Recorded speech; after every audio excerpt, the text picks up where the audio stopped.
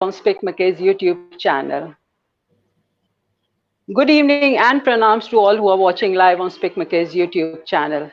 My name is Charu Sanan, and on behalf of SPIC MACAY, I welcome all on board. Today it is my privilege and I'm honored to welcome internationally acclaimed theatre director, Sangeet Natak Academy Awardee and Padma Shri Awardee, Dr. Neelam Mansingh Chowdhry. Welcome, ma'am, on board. Thank you. Namaste, ma'am. How are you, ma'am? I'm okay. Looking forward to All right. So before I hand over to Preksha, ma'am, there's just a concern regarding the topic today. Since this post-COVID, it's the rules which we have to follow regarding social distance. So it's really a matter of great concern for the actors, how they are going to take it in theater, on and off the stage, and even in camera. I feel how they are going to work in front of the camera and behind the camera. So if you could just talk about that also, it would be really nice, especially for the actors. You know, they are really looking forward to listen to you about this topic. And over to you, Preksha, now from Delhi chapter. Thank you, Charu ma'am. Namaskar to everyone there. Welcome. And well, I would like to start welcoming our guest today, Dr. Neelam Mansingh Chowdhry, in her own words. Theatre is not merely about intellect. It is created through the heart. These words very well describe the critically acclaimed work done by the renowned theatre director. Dr. Chowdhry has a master's degree in the history of arts and a diploma from the National School of Drama. In 1984, she moved to Chandigarh, where she set up her own theatre company called The Company. Alongside the company, she has been teaching at the Department of Indian Theatre, Punjab University, and has also served as their chairperson. Her well-known plays include Kitchen Katha, The Suit, Bitter Fruit, and Naked Voices, to name a few. Neelamji's work is known for its grounded and earthly Punjabi aesthetics. Dr. Chowdhry is the recipient of several awards, including the Sangeet Natak Academy Award in 2003 for her contribution to Indian theatre as a director, and the Padma Shri in 2011. She is presently Professor Emeritus at the Punjab University. To embrace theatre as a life choice, I would say, is a very bold decision. But our guest today has not only made this bold decision, but has also become an inspiration to many. Any words that I use to welcome Neelamji today will fall short of any performance that you have witnessed by her. And so, without taking away this precious time we have with her, on behalf of SPIC MACAY, I welcome you, Neelamji, to today's SPIC MACAY Rendezvous series session on effect of COVID on theatre and acting. Welcome, ma'am, on behalf of all of us at SPIC MACAY. Over to you, ma'am. Looking forward to hearing you. Thank you very much for your warm words. Are you going to ask me questions? We'll follow up your talk after 25 minutes of your talk with the question answer session, ma'am. I thought you were going to ask me questions because suddenly I feel I'm thrown into a space where to make a beginning. You sent me a list of questions which were really very wonderful and effective. It would be nice to just definitely. Well, I was just thinking about this topic that we have at hand, COVID and theatre and acting. Both of these spaces have actually, got the dialogue going about funding a lot. I would say, as I came across this article by you, that you shrink the space of dialogue by throttling funds. It's a small line by you in the article. I wanted to ask you, keeping this in mind, that with this already economically pressed theatre world, how do you think this pandemic can further make it difficult for these budding professionals? Because it's already a very unconventional field. And as I know about from your life as well, that it's difficult for people to convince their family and take this up as a profession. How do you think, ma'am, this post-COVID world could make it more difficult for them? Well, I think, theatre space is all about intimacy. It's about contact. It's about being a collective. It's about a group of people sharing a space, breathing, responding, reacting. And suddenly when that something else enters into that fray, what kind of new topics, what kind of new content will be injected into this kind of space? I think whatever I may say today will only be a kind of conjecture, because I have not experienced it, but nevertheless, one has experienced it in terms of the way one is isolating oneself, when we talk about social distancing, when we talk about wearing a mask, where the face anyway needs to be exposed on the stage. And, this really reminds me of Albert Camus' novel, The Plague, which talks about how even after the plague was over, the generation that faced and experienced the plague could never remove that sense of fear from their memory. That even when they opened a cupboard or they went into their trunks or went to their bookcases, that fear was the predominant impulse that stopped them or made them go forward towards any activity that they did. So definitely it's going to impact. But I also know that once a vaccine is found, then who knows, things may change. We may go back into our own ways. Or something will change forever. Just like what happened after 9/11. The world was not the same anymore. The kind of security, the kind of surveillance, the kind of checks and balances that became such a constant shadow that pursued us was there to stay, and we just kind of adapted and absorbed and reacted and responded and made it into a kind of new normal. But yes, spaces like theatre, spaces like cinema will definitely be, there will be some very definitive consequences. Okay, ma'am. I understand, like, as you mentioned, that the situation is like unprecedented. We haven't actually experienced it, but there is like a lot of new normal that is coming up. Keeping that in mind, I was wondering, ma'am, that all of these live sessions, like whenever you open up Instagram or any other platform these days, there are so many live sessions going on, and especially regarding the arts, our Indian arts and heritage. So how do you think that people have actually realized now that, these mechanical lives that we're living is not the way forward, and we have to mend our ways in some way to understand our own selves better? How do you think that all of this can change the understanding people have of the theatre world today? I think, a lot of work is being done. I do know that Maya Krishna Rao has this really wonderful series of 8 or 9 episodes about how to face the COVID. And I was talking to her the other day, and she said it's quite amazing when you do a show in a Kamani auditorium, maybe a couple of people come backstage and respond or react or give you some feedback about your show. But suddenly when you're on this so-called technological medium, you find that in an instant you get a response, you get a reaction, you get a kind of message about how people have responded. So she finds it a very interesting new medium to explore.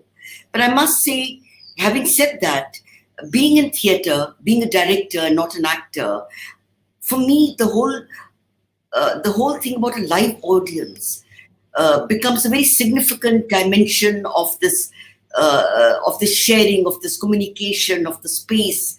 People in the intimate space claiming the space where the actors are performing, and you claiming, and the actors claiming the space where the performer, where the audience is sitting, is a very sacred space.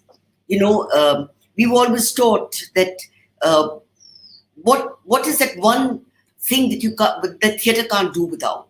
Can theatre be done outside theatre spaces, like a proscenium theatre? Yes, it can be done outside a theatre space.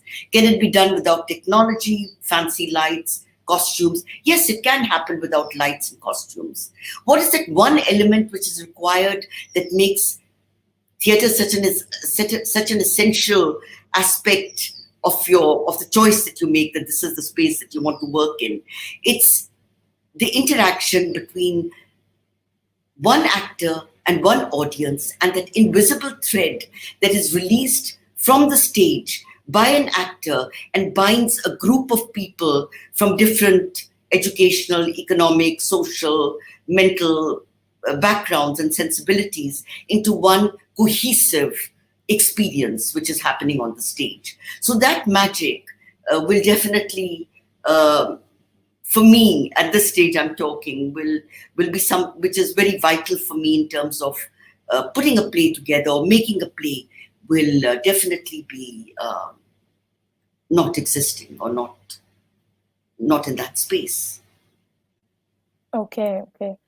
Ma'am, as you're mentioning that theater is this bond that the actor or the performer shares with this audience, this one-to-one interaction. So when you talk about this, we also come across a lot of theater people have these various different methods of communicating with their audience, and many a times it's come to believe that the unconventional method is actually rather the better way to achieve that goal that you have in mind, whereas I've come across you having the ideology that howsoever unconventional a playwright might be, there is a certain conventional mode of writing or characterization, for instance, that has to be followed.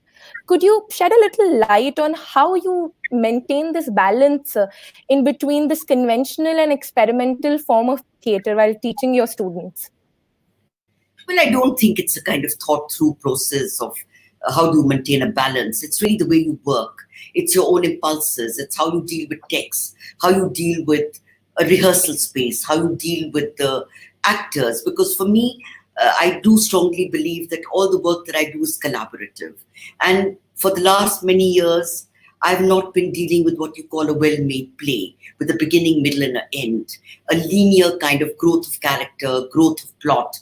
These are elements that do not excite or interest me anymore. For me, what is exciting and is challenging that I come to a rehearsal space completely empty. I have no idea what I'm going to do. It's like going on a strange journey with no roadmap, no pre-planning. Everything happens in the rehearsal space. There's an idea. There's a seed of an idea, and how that idea grows in collaboration with your actors. You give them some guidelines or some objects or some text or a line or a trigger, and how it develops. I deal with a lot of abstract topics. What does loss mean to you?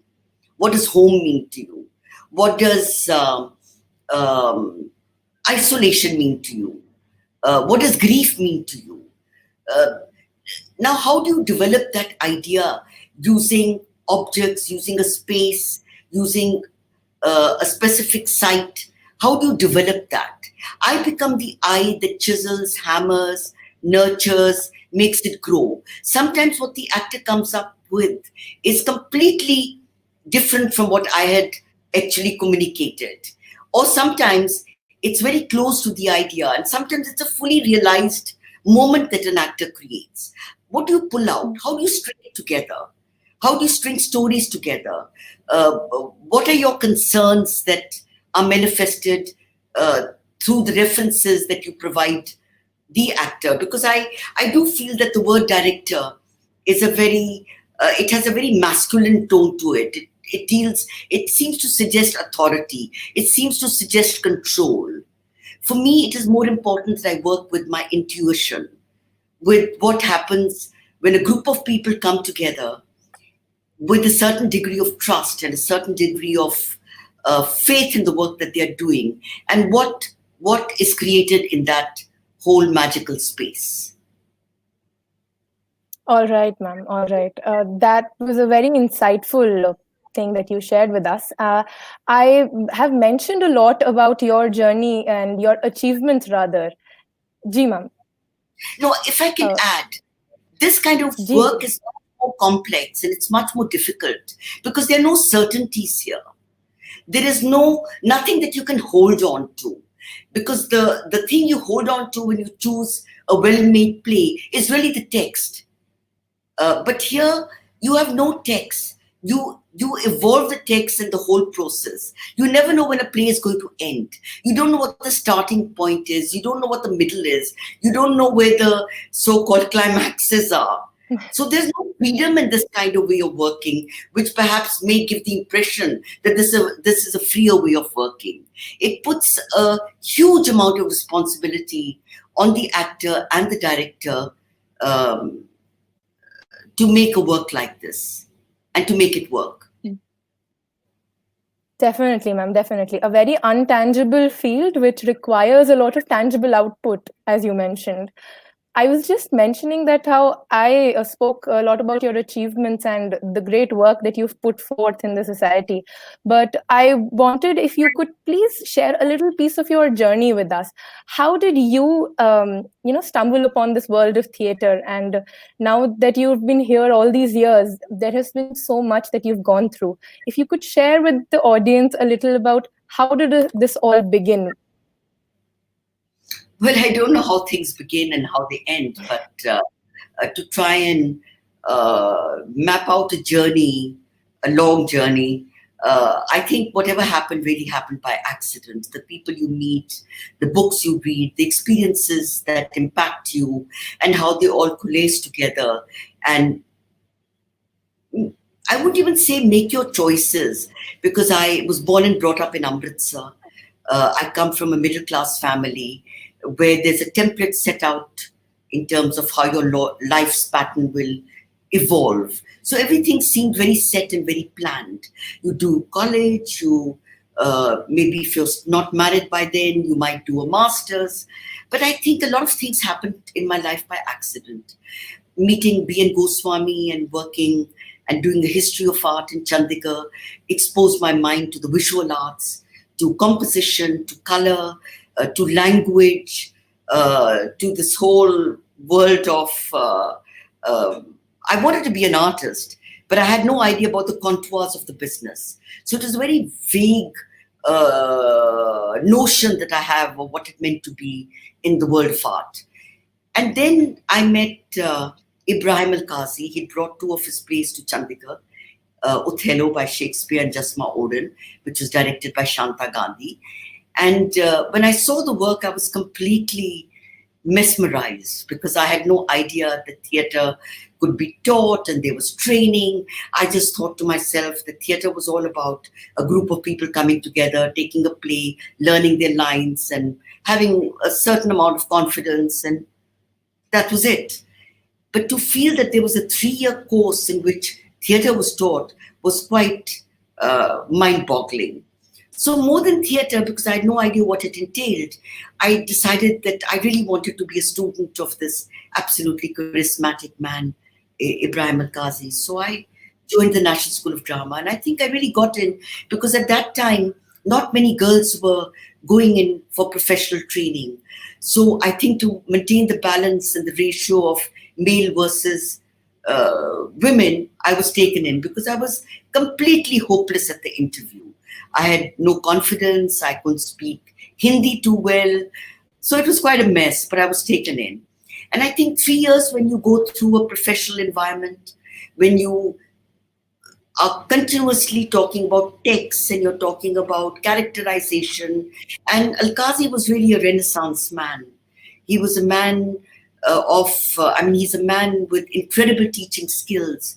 When he taught us Phaedra, or he taught us the Three Sisters of Chekhov, he became every character in the classroom. So it was like I was watching a performance all the time. I don't think I did anything of worth at the NSD, but somewhere a certain seed was planted, and I understood that art is hard. And if you wanted to be in this world, there was a lot of struggle, and there was no certainty. There was nothing waiting for you at the end of the road.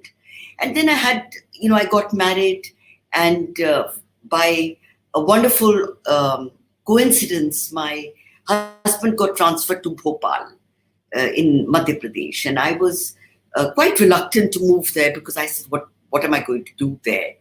And it was at a very opportune time that Bharat Bhavan was coming up, which is a multi-arts complex, and B.V. Karanth was invited to set up the first Hindi repertory.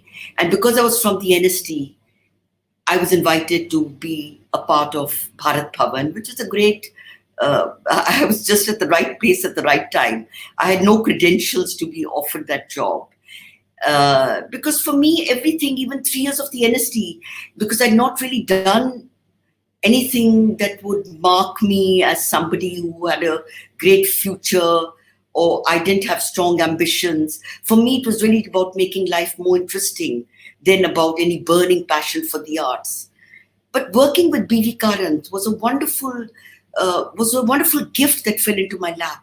Because on one hand, there was Al-Qazi, with a certain system, very much trained into the Stanislavski system of method acting, of structure, of detailing, of punctuality, of discipline. And here was Karanth, a complete man of the soil, who worked with the Guppy company in Karnataka, and he learned the Yakshagana. So he was a person who believed in improvisation, who wrote and rewrote and tossed scripts around. And working with him was really an enchanting and a very, very meaningful period for me. So then my husband got a transfer to Chandigarh, and I was completely heartbroken, because my 5 years of being in Bhopal was so life-altering. And even there I was, directing plays, doing all kinds of stuff, buying the curtains for the office, taking classes. So my work was not defined. It was wherever there was an empty space, I kind of fitted myself there.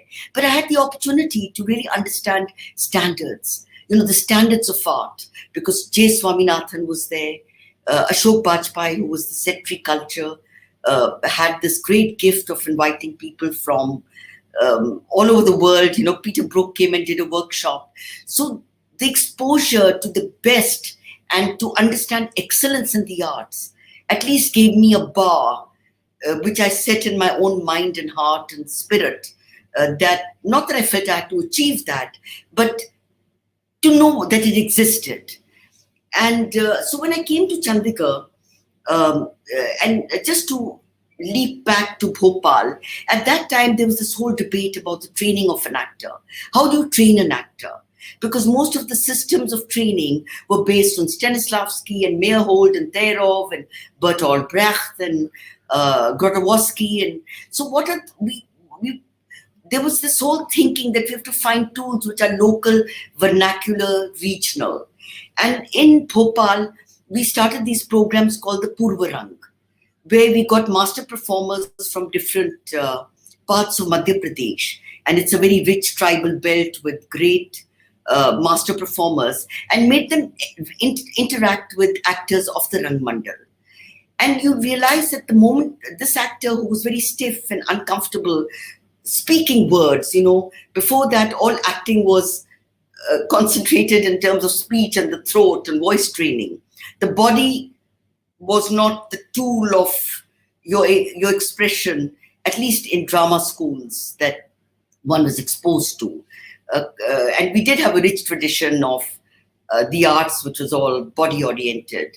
So the moment you made these actors interact with local energies, you found this encounter led to some very unique kind of combustions, where the same actors who were so stiff and tight and uncertain, the moment you made a beat and said ta-ta-ra-ta-ra, something opened and something fantastic, some kind of alchemical reaction took place.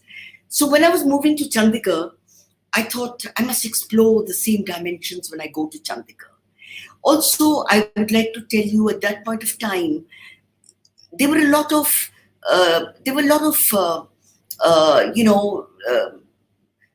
jokes about what it meant to be a Punjabi, that there was only agriculture, there was no culture. And I found that really a very disturbing sentence, because I feel that there can be no culture without agriculture. Agriculture, if you talk about songs of harvesting, all your imagery comes from procreation, from sowing, from the bursting of the fruit and the wheat, and the metaphors that come from there are so enriching in terms of our language. So I didn't know where this distortion had taken place, and how Punjabi language was considered rude, crude, and not as refined as, say, some of the other regional languages. So I thought the whole Guru Granth Sahib is written in Gurmukhi. Your entire Sufiana Kalam. We have such wonderful poets as Shiv Kumar Patalvi, as Surjit Patar, as Parsh. I mean, what happened? And I know that, Karanji said to me, when you go to Chandigarh and set up your own company, 3 things you must remember. Whatever work you do, it must be regional. It must be local. It must be vernacular. And you must work by forgetting us. Because it was such a privileged space that I was in. There was endless money. There were wonderful spaces for rehearsal, for performances. So it was really like being in a very utopian space. So anyway, these words were very significant for me. So I came to Chandigarh, and everyone said, "Acha, acha, now you'll have a Gidda and Pangala group." And I found that also very disturbing, because I think Gidda and Pangala are really robust forms, and they are so powerful and so full of joie de vivre. I mean, why are the Punjabis themselves so dismissive about their own rich cultural heritage? So the first play that I did was Rashomon, Kurosawa's Rashomon, in which I used, for me it was like a journey. I was exploring the different things that existed in Punjab. So I had heard about the Gatka, the martial arts of Punjab. A little interjection here. Why I thought of Gatka, because at the airport I met Al-Qazi, who was going to Washington to do a huge festival on the martial arts.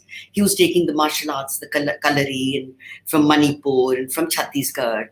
And I said, "Sir, are you taking, have you thought of the Gatka?" He said, "No, I've never heard about it."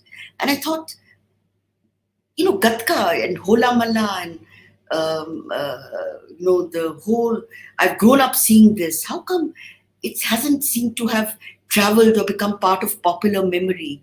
So for me, it became very, very, important to explore my own sense of my own context. I had to work in a context. I had to contextualize my work, because I feel that you have to be local to be national. It's like localizing the national, nationalizing the local, and localizing the national. So I did Rashomon, and because it has a lot to do with the samurai, I trained the actors and the whole Gatka tradition. So I was exploring. Then I did Hi Ranja. So I took the whole script from the Tadi tradition, because they used to sing the Sufiana Kalam. So in that whole process, I came across a group of performers who I've been working with for the last 35 years now, called the Nakals. Nakal is from the Persian word, which means to imitate. They are satirist. There's a lot. They improvise. They ad lib. They are social. They socially critique the system. They hold a mirror to what is happening around us. They can sing. They can dance. They are female impersonators. So for me, it was a very fascinating dimension that I wanted to explore. And I started following them, and I saw that how they had the capacity to take pan-Indian myths, conjoin them with local myths, transformed and renewed for local meaning. The gods that they evoked rode bicycles, aspired for a Maruti 800, and also sweated profusely. In the middle of the Kissa of Sohini Mehwal, suddenly the pot or the earthen matka in which Sohini has to travel animates itself and becomes a character and says, "Main tera matka haan." And Sohini will say, "Acha, acha, tu matka hai. I have to get on top of you and go and cross the river Chenab." But now the writer has written that you are kacha, and I'm going to drown and die. But we have to follow what the writer says, so let's go. It was a kind of language that I'd never imagined could exist in the theatre. It didn't fit into any grammar that I was familiar with.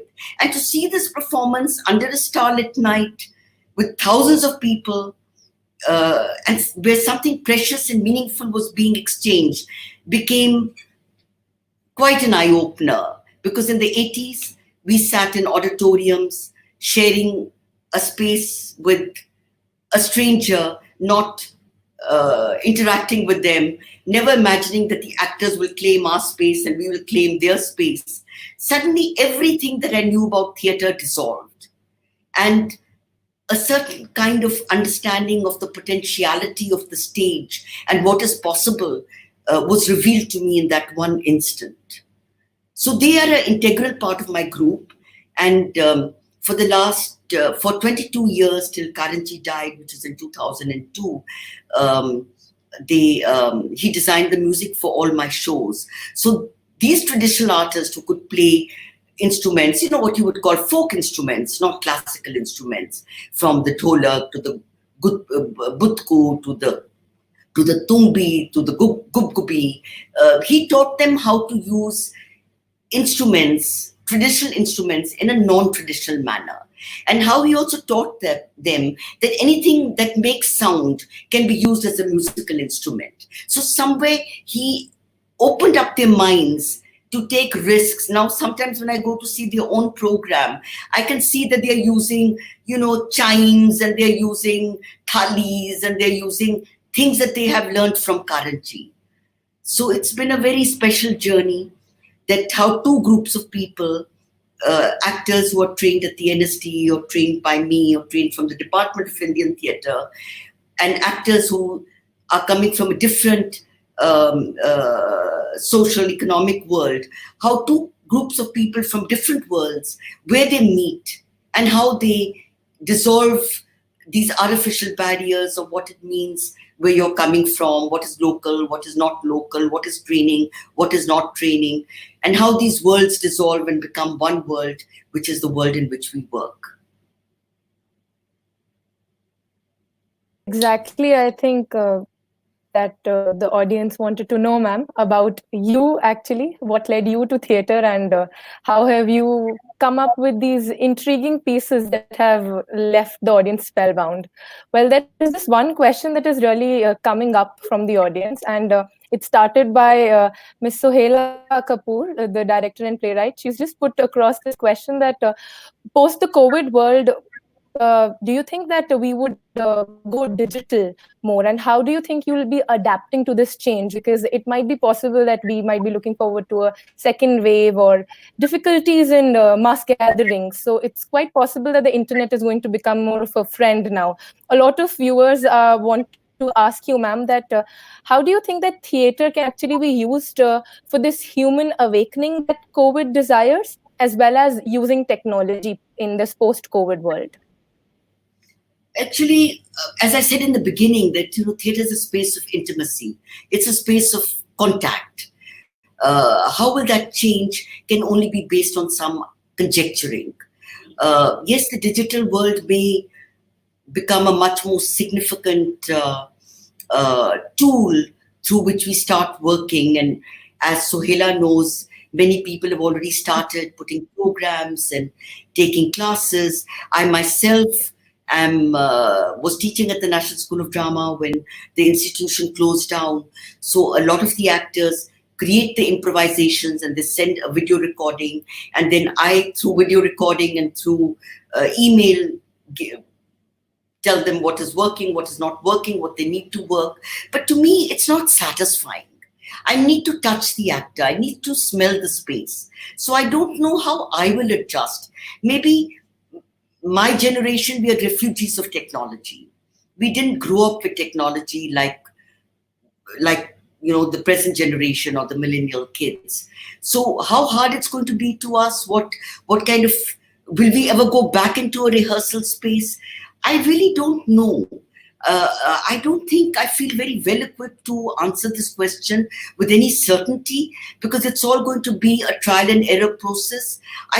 I think ways will be devised. New equations will come into being.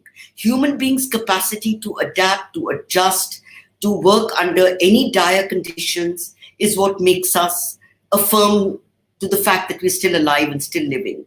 But what form, shape, structure, content, new content will come in. What I was doing at the NST, and later I put in this whole thing of contagion, what it means to be, what it means to separate yourself, what does it mean? That kind of awareness, alertness will definitely enter into the rehearsal space. But let's hope that they find a vaccine.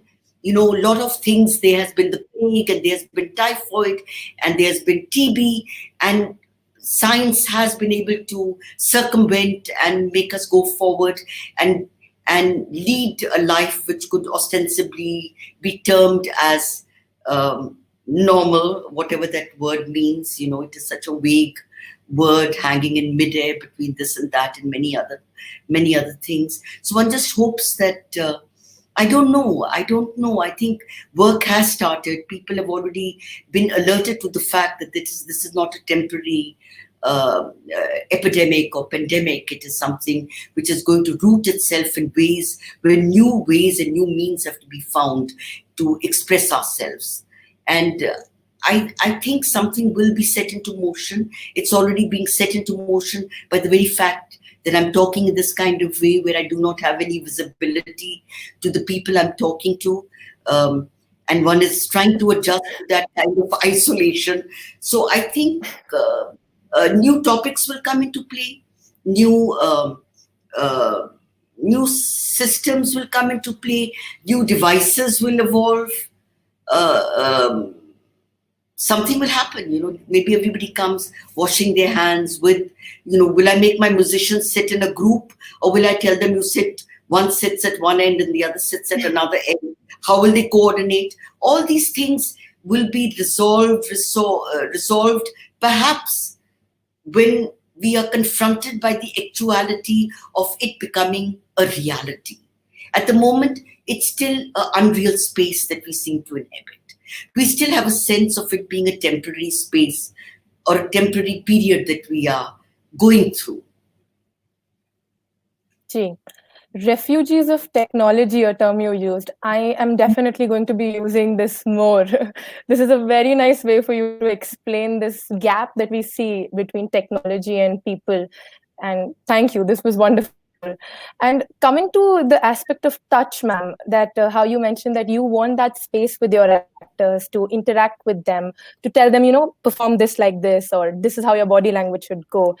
Do you, the way you've been exposed to the professional world of theatre, and you're working at the Punjab University since a lot of years now, do you think that your professional exposure helps you convey to your students better the emotions of theatre and make them understand how does this field work? I think, yeah, because theatre does. I mean, it's like when I've retired now, but if somebody asked me, which department do you teach in? And I would say, I teach in the Department of Indian Theatre. There's a master's course. You mean there's theory in theatre? But I think theoretical concepts are extremely important because it gives you an idea of, it gives you the confidence to know that what you're doing has been validated by a certain theoretical concept. And yes, I think working with students gives you articulation, gives you the space to explore, investigate, because there's nothing which is rigid or fixed. It's an open, I think an absence of exchange, which happens if you're in an isolated space. There's something problematic about that. But when you're in a space sharing it with young people, you're also understanding new thoughts, new ideas, the aspirations of the young. And that challenges you to grow, to understand what the thematic content should be, what are the blocks that young people are working with, because kids who come to drama schools don't come from highly urbanized spaces. They come from small towns. They come from spaces where they have come to theatre after a lot of struggle with their family. So there's a lot of blocks that they have within them. So through this whole process of interaction, you also find tools. You're also training yourself. Through each question, you're training your mind that these are questions that are concerns of young people. This is what can happen. How do you open an actor? How do you make them understand text? How do you chisel their sensibility? I always tell them that I can't teach you acting, but I can open your mind on what to reject, what not to do on the stage. So it's like chiseling, trying to chisel. Right. Like that was wonderful to know that how this world professionally and as a student it connects. And to that I come across a question in the audience which asks that are there any limits to improvisation? Like as an actor, you mentioned that you need that space with the person, and how you don't have that definite script you mentioned. You go with the flow and understand. So could you tell us that are there any limits to this improvisation that an actor can undergo? Well, I don't know what limits means really. What could be a limit for X may not be a limit for B. So I don't think there's one, just like there are hundreds of interpretations for one text. And that is what makes a text into a classical text, because at any time, at any point of time, it becomes something that speaks to you. So in the same way, what is the limits to one's imagination? The limits to one's improvisation are the limits to one's imagination. Are you going to have limits to one's imagination? I don't think so. And this, I think, the realization came when I actually watched a play which to me was fairly impactful and made me suddenly understand that, wow, anything can happen on the stage. You can expand and you can contract the stage in ways which you never even imagined were possible. When I started seeing the work of Pina Bausch, suddenly when I saw it, the first time I saw Carnations, which came to the Sri Fort in Delhi, I didn't know what the hell was happening. People were throwing coffee on their head. Dogs were walking up and down the stage. There was a nude musician who had an accordion around her neck, and without playing the accordion, she walked up and down in a continuous staccato pace. So I just didn't know what was happening. I had no tools to comprehend what I saw. But somewhere, it haunted me. It made me realize that something very significant had happened, which I'd experienced, but I didn't have the exposure to really comprehend that language that was happening. But suddenly something got unlocked within me, that linearity is not the way you tell a story. It can come in loops and swirls. It can be circular. It doesn't have to be. The actor is the magician. He can do anything if he wishes. Very often, sometimes an idea takes hold of me, which is not based on logic. It's like a complete non sequitur, but it just seems right. It just seems right. And I feel that why is there something within me which makes it feel that it is right? The actors will say, why did that happen? I said, mujhe nahi malum, par mujhe kuch yahan, I like the note. It sort of fits into the sur that I have in my head. And I let it go. Whether it works or not for the audience, I don't know. But it works for me. Well, I think the level of appreciation we're seeing from the audience for your work, I think it's been working quite well for them as well, ma'am. And as you're mentioning that the actor is the magician, and I think we got the clear answer that the sky is the limit to improvisation for an actor. What about a director, ma'am? A director like you who's been using a lot of old scripts, literary scripts to, improvise them and put them into this current context.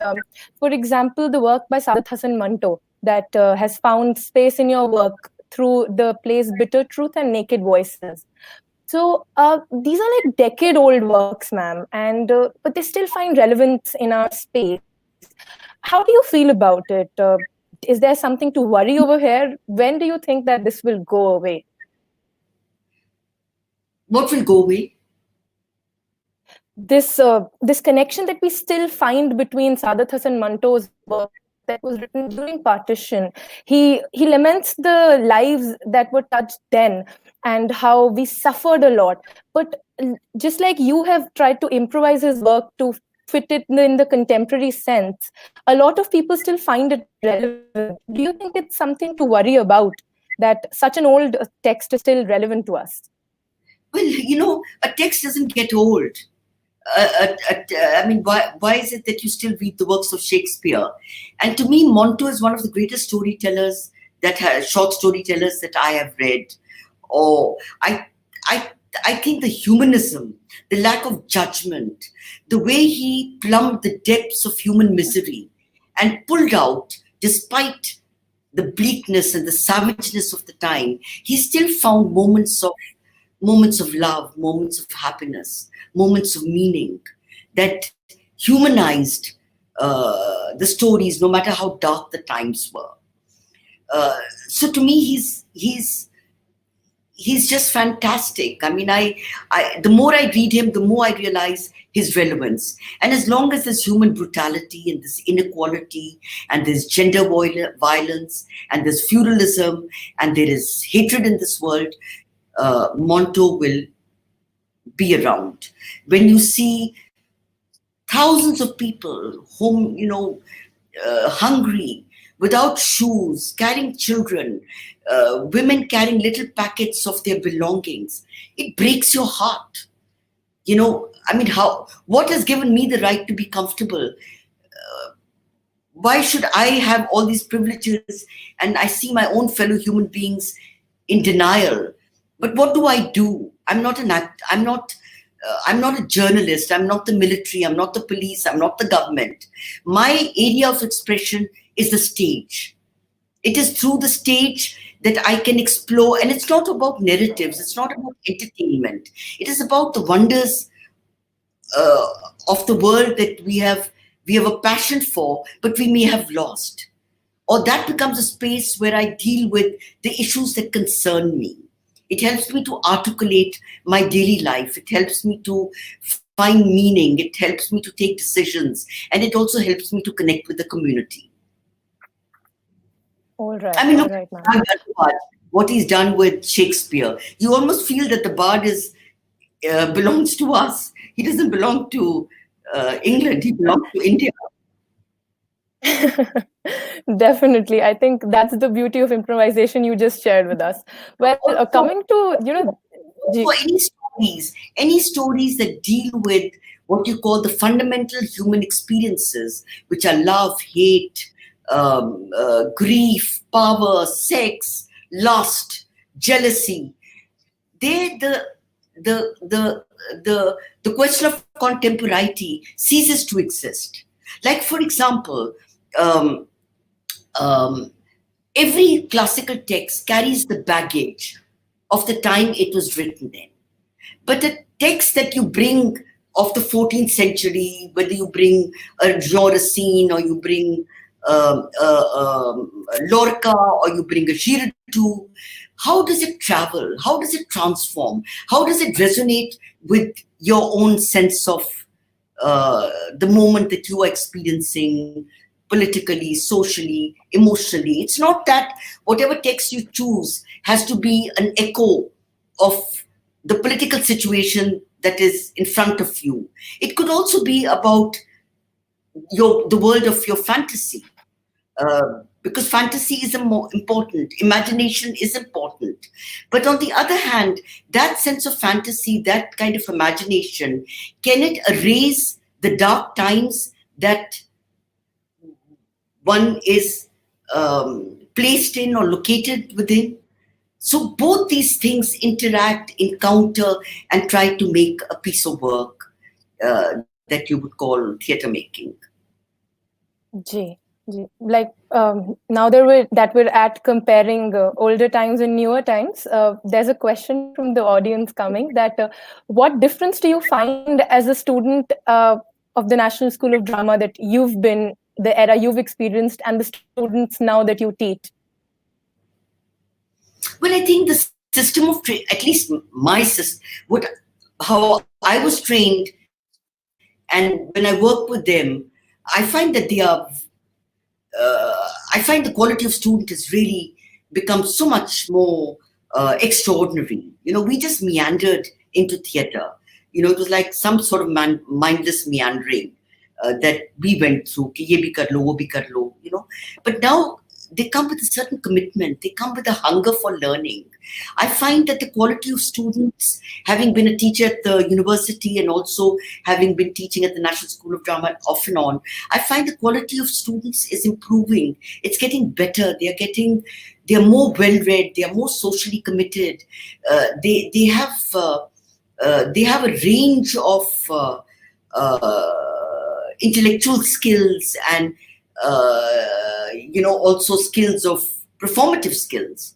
And it's really, I love being with young people.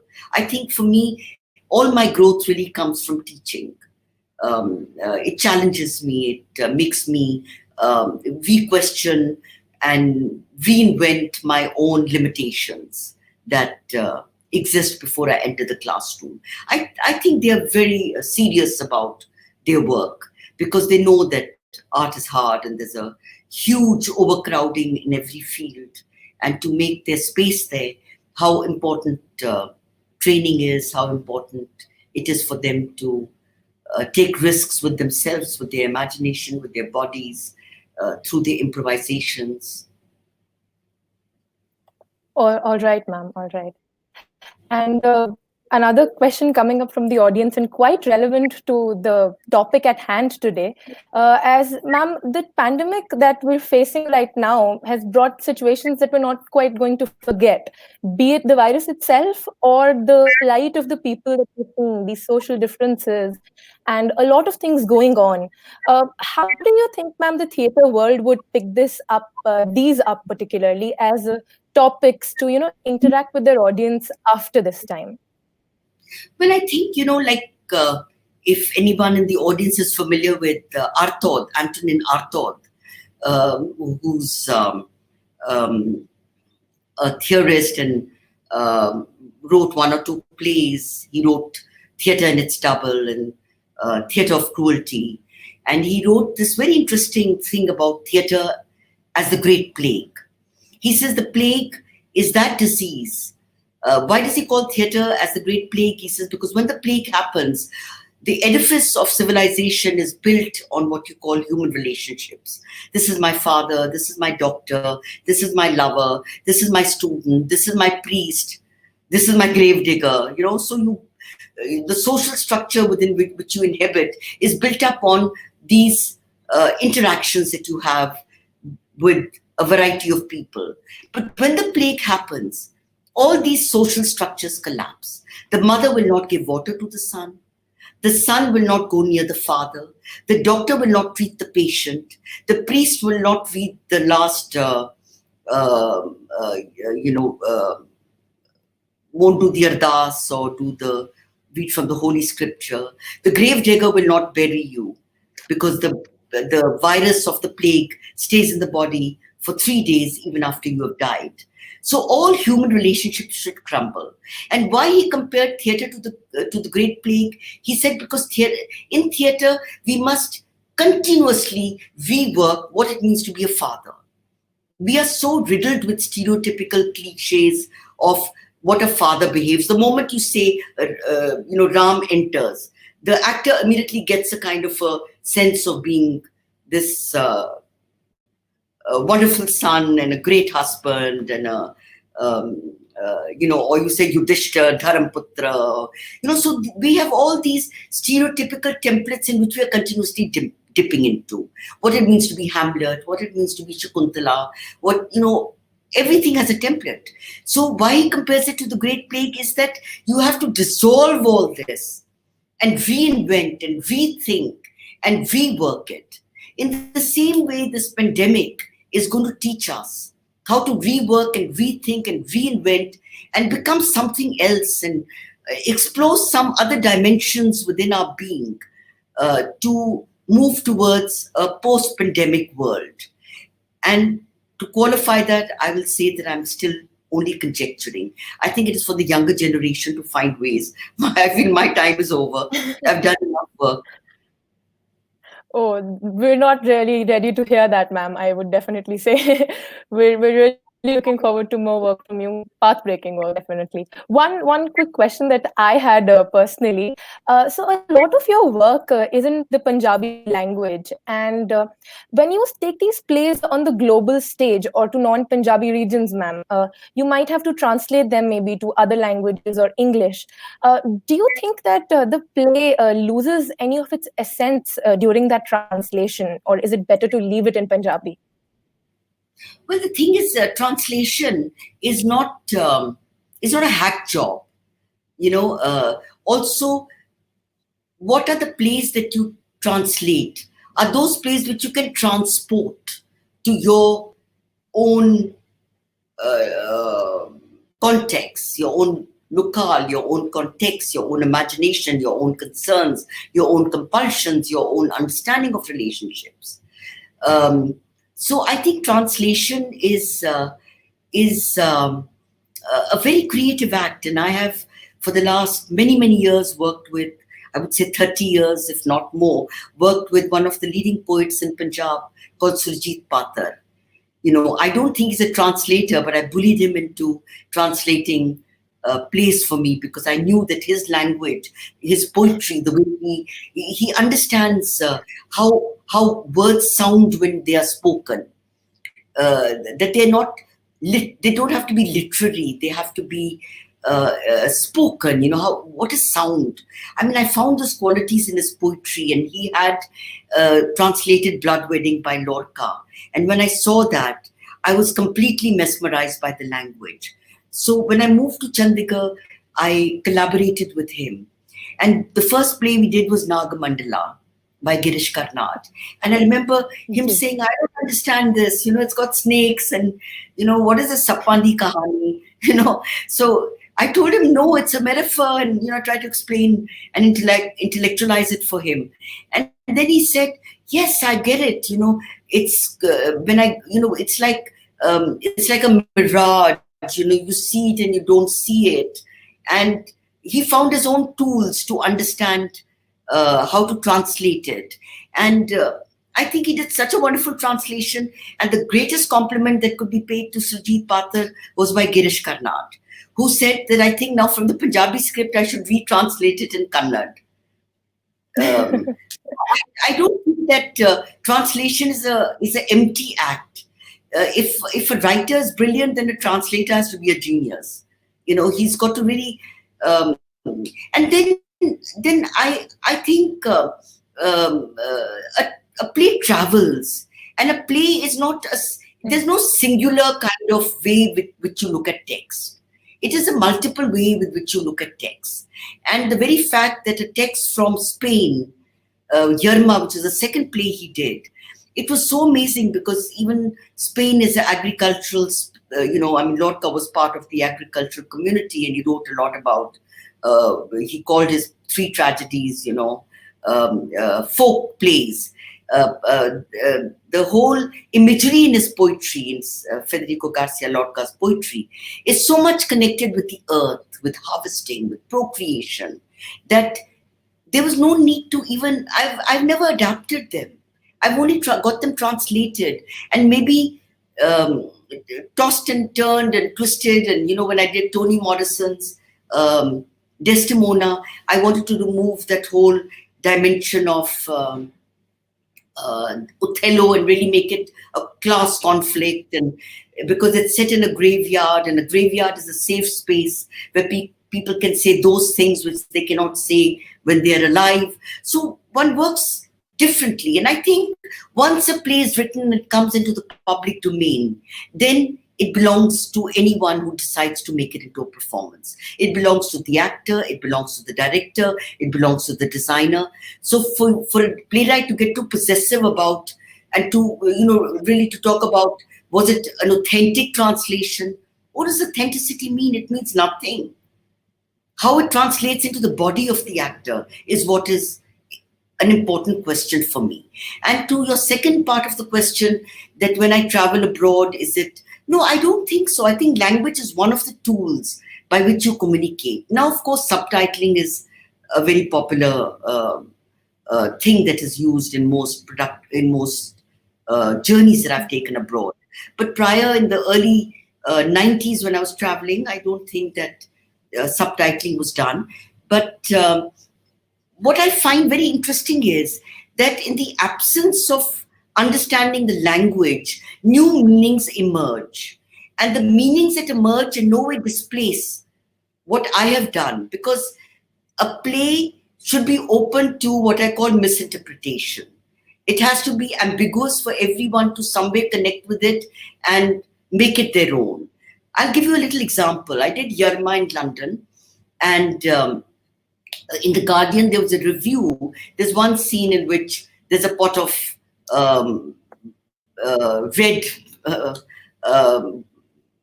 water that's thrown on a white sheet, And for me, it was like, this is the time when she kills her husband.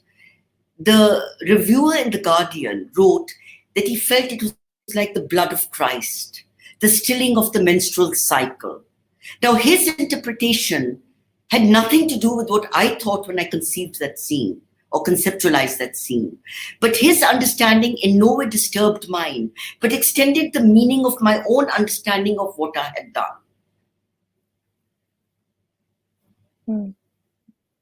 That really clears all my doubts about this, ma'am. I think you've understood the language and the medium so well that it goes seamless. I think this was just something in my head. It wasn't out there. Thank you. And just to end, I wanted to request you if you could please share with us a couple of lines about your association with SPIC MACAY and a few words about the movement.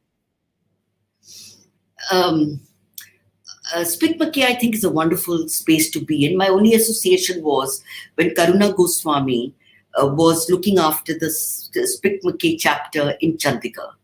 And I would hang around helping her with some stage decor.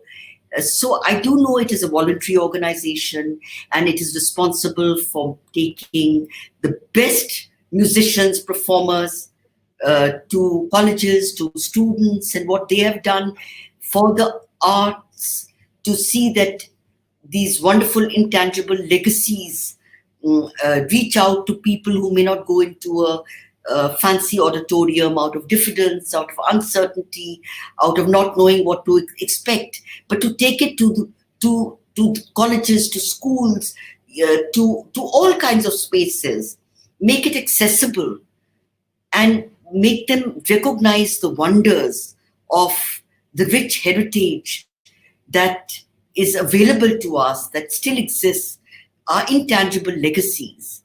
And we can dip into them, and we can drown ourselves into them, and we can enrich our lives through this interaction, is my salutes to SPIC MACAY. Thank you so much, ma'am. Thank you so much. Your kind words are truly moving. And I have no doubts in saying this. I am definitely coming to see the theatre world from a very different perspective after this conversation that we've had. And I absolutely did not realize the time overshooting or anything. I could have definitely gone on and on. And well, on this note, I would just say thank you so much, ma'am. This has been truly very thought-provoking.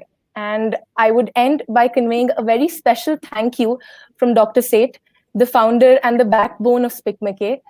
He's been watching the live session, and he has expressed his deep gratitude for you to have spared your time to be with us today, to interact with us on this very special theme of theatre and acting. The way you've amalgamated the problem that we have in hand with your professional sphere, and the candid way in which you've answered all our queries. Thank you so much, ma'am. I would also like to thank all the audience for their presence. And on behalf of the SPIC MACAY team again, ma'am, thank you so much. Namaskar. Namaskar. Thank you very much. Thank you, ma'am.